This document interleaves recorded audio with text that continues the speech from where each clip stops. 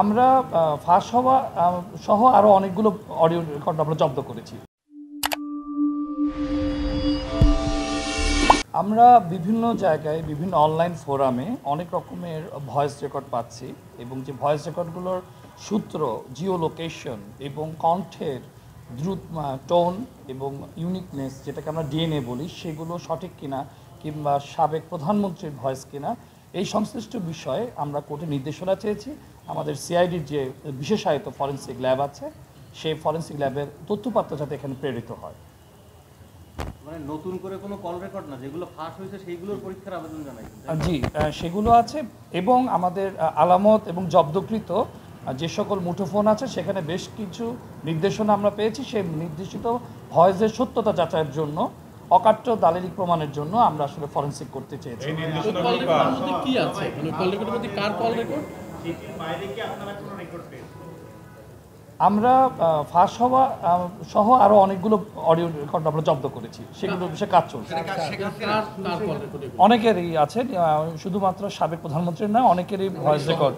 জি, বেশ কিছু সমর্থিত এবং অসমর্থিত বিভিন্ন রকমের অনলাইন থেকে শুরু করে এবং অপ্রকাশিত, যারা ভবিষ্যতে রাজনৈতিক কাজে হয়তো বা তারা ব্যবহার করতে পারে এমন কিছু সোর্স থেকে আমরা এই ভয়েস রেকর্ডগুলো আসলে তার কিনা এবং জিও লোকেশনটা কি সেটা আরও যথাযথ তদন্তের জন্য আমরা এই কাজটি করছি। কোর্ট কি আদেশ দিল? কোর্ট কি আদেশ দিল?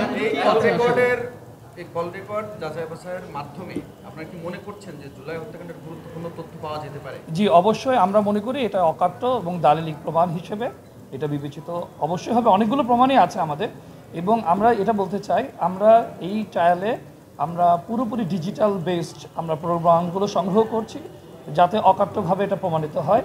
জেনজেট যে ট্রায়ালটা আশা করে, আমাদের ট্রায়ালটা যাতে জেনজেটের মতোই হয় এবং অত্যন্ত তথ্য প্রযুক্তি নির্ভর হয় এবং সেটা যাতে এভিডেন্সলি অ্যাকসেপ্টেড হয়।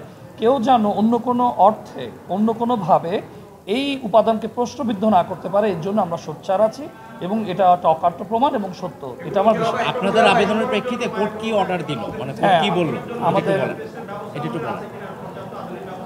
জি, আমাদের আপনাদের কথাতে বলতে চাই, বাংলাদেশে সিআইডিতে সহ আরও বিশেষায়িত ইউনাইটেড সারা আন্তর্জাতিক কোর্টে অ্যাকসেপ্টেড আদালত গৃহীত, শুধুমাত্র লোকাল কোর্ট না, ইন্টারন্যাশনালি এই কোর্টটা যাতে এই আলামতকে গৃহীত করতে পারে, অ্যাকসেপ্ট করতে পারে, সে জাতীয় সফটওয়্যার আমাদের বাংলাদেশে অ্যাভেলেবল আছে।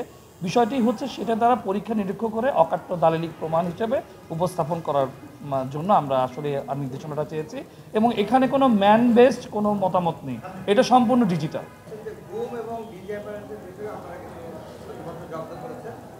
আরেকটা বিষয় হচ্ছে যে আপনাদেরকে রাষ্ট্রীয় কিছু প্রতিষ্ঠান এজেন্সি সহ অনেকটা অসহযোগিতা করছে এবং ডিলে করার চেষ্টা করছে, যেটা কোর্টও বলেছে। আপনি কেন?